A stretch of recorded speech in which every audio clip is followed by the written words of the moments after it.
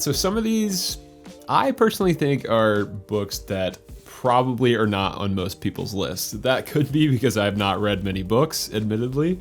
Anyway, let's start with the back. And this is over my short reading career. I really didn't start reading until my mid 20s. I'm 30 years old.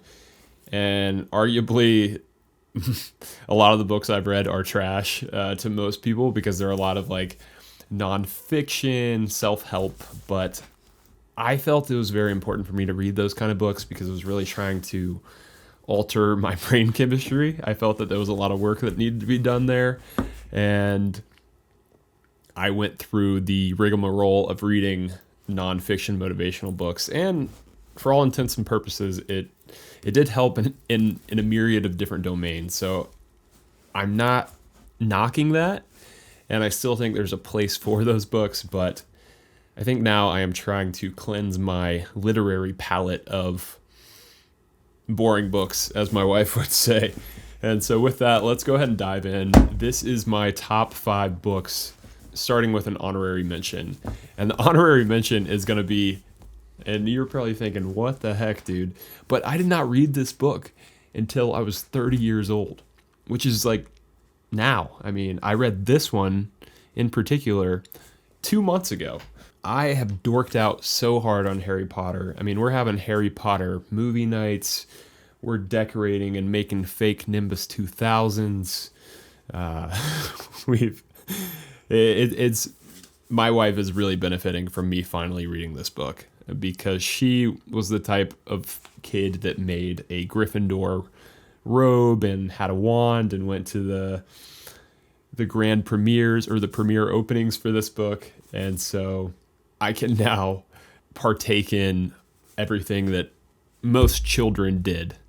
But, reading wasn't really big in my house. So I'm a late bloomer, if you will. Anyway, honorable mention, Harry Potter. If you want to see my reviews for Harry Potter, check out the page. Those were the first videos I did. They are really long and maybe boring, but I was so enthralled by this series, and honestly, I feel like I could talk about it for days, but it's going to be an honorable mention just because there are 7 of them, and I would probably put all 7 of those above all the books that I have here just because I'm dorking out right now in Harry Potter. But anyway, starting with number 5, this is The Art of Racing in the Rain. Can you see that? Are we in focus? Wapow!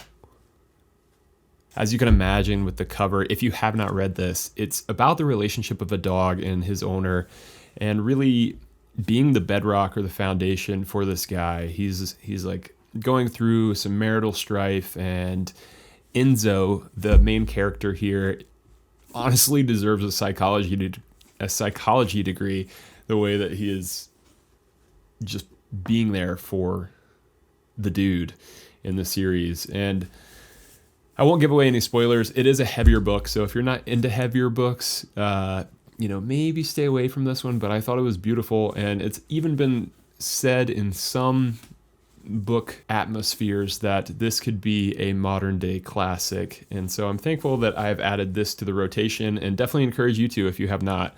I would love to know what you thought. I feel like this is you either sink your teeth in this book and eat it up, or you're like, dude, I don't need that in my life. So anyway, I hope I did not just show one of these books. I'm new to this, guys, so give me a hall pass here. All right, number 4 is going to be Wild. None other than the Cheryl Strayed Wild. Who is it? The adaptation, the movie. Gosh. Reese Witherspoon? Is that correct? You guys are probably screaming through your camera or through your computer right now, but anyway, Wild is this adventure story of this woman who, I don't want to give away too much. I feel like I could really ruin the story here, but as you can imagine based off the cover, it is an adventure story, and Cheryl Strayed is going through a midlife crisis, and she decides to hike the Pacific Crest Trail, and it's this marvelously, beautifully crafted story about this woman finding out she is so much more than she thought she was. And I don't want to give away like some of the core plot details, but it involves her relationships with lovers, and involves like her mom and her family dynamic. And I truly love this book. It's one that I've reread at this point. Anyway, Wild is number 4 for me.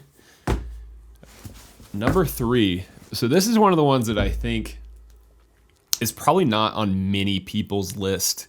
Honestly, it may be because it has a masculine cover, and that turns a lot of people off. However, I was gifted this book prior to hiking the Appalachian Trail, and it really resonated deeply with me due to kind of going off an unconventional path, and that is none other than The Last American Man. I don't know if you can see this, but funny enough, this was actually written by the same author, Elizabeth Gilbert, that wrote Eat, Pray, Love. And I think it was Virginia Woolf who once said that a great author is one that can not only stick to their domain, but expand. And so Eat, Pray, Love could be said to be a feminist or, more emotional book, if you will. And this is a more masculine book. And Eustace Conway is essentially a masterclass on being this rugged wilderness man. I mean, I'm going to put these in my lap so you don't know what they are. I'll just read the opening paragraph of this book, and you can make of it what you will. This may be your bag. It may not be your bag, and that's okay. But if you have not heard of Eustace Conway, obviously Elizabeth Gilbert thought he was interesting enough to write a full book about. So, first paragraph is, by the time Eustace Conway was 7 years old, he could throw a knife accurately enough to nail a chipmunk to a tree. By the time he was 10, he could hit a running squirrel at 50 feet with a bow and arrow. When he turned 12, he went out into the woods alone, empty-handed, built himself a shelter, and survived off the land for an entire week. When he turned 17, he moved out of his family's home altogether, headed out into the mountains, where he lived in a teepee of his own design, made fire by rubbing 2 sticks together, bathed in icy streams, and dressed in the skins of the animals that he had hunted and killed. Again, this book, not for everyone. I was gifted it by a dear friend, and this guy, Eustace, exposes himself to so much hardship, and it's very counterculture in the way that he is reluctant to adopt our social constructs and appreciates living off the land. And there are so many stories about him riding horseback across country and living with Navajo Indians and going to Guatemala. I mean, this guy is just an intrepid, interesting person. In another life, maybe I would want to be him, but he has a lot of problem with women, as one could imagine, due to his lifestyle. Anyway, number 3, The Last American Man. Number 2, Tuesdays with Morrie. Mitch Albom, can you see that? Yeah, hopefully we're in focus. Mitch Albom is one of my favorites, for sure. Honestly, this could be interchanged with The 5 People You Meet in Heaven, but this could be recency bias too. Anyway, Tuesdays with Morrie is a real story about Mitch Albom revisiting a relationship that he once had with a professor, and he actually comes to have this relationship with Morrie as Morrie has ALS. It's not a spoiler. It's mentioned pretty early on. Morrie is essentially answering all the hard-hitting questions that most of us think about but maybe don't bring to light. And Morrie's sickness, in a way, unlocks the keys for Mitch to reapproach him and have these hard-hitting conversations about life, about love, about relationships, and the core tenets of what make a good life, if you will. It's a quick read. You could honestly sit down and probably finish it in 4 hours if you wanted. I have dog-eared at least 15 pages here. I mean, there are so many truths to this, and I think on Goodreads it has like over 1 million reviews. So this is a well-known book. And my life was extremely enhanced after reading it. And so I implore you to give it a go if you have not. Also, hug the sick people in your life. Go talk to your grandparents if you still have them.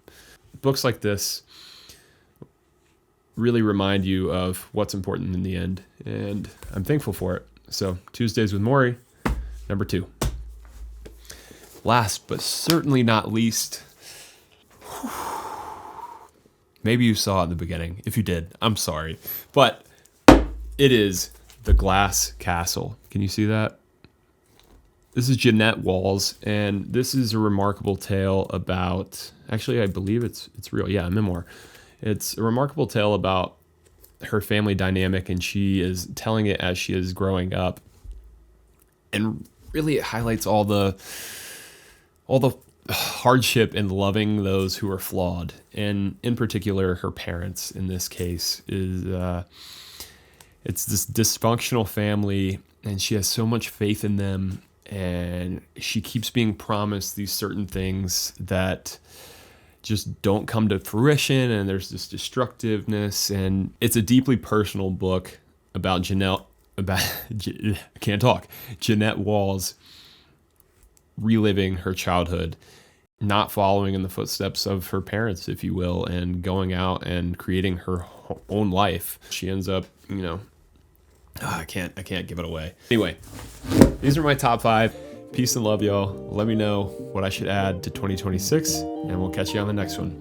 All right, peace.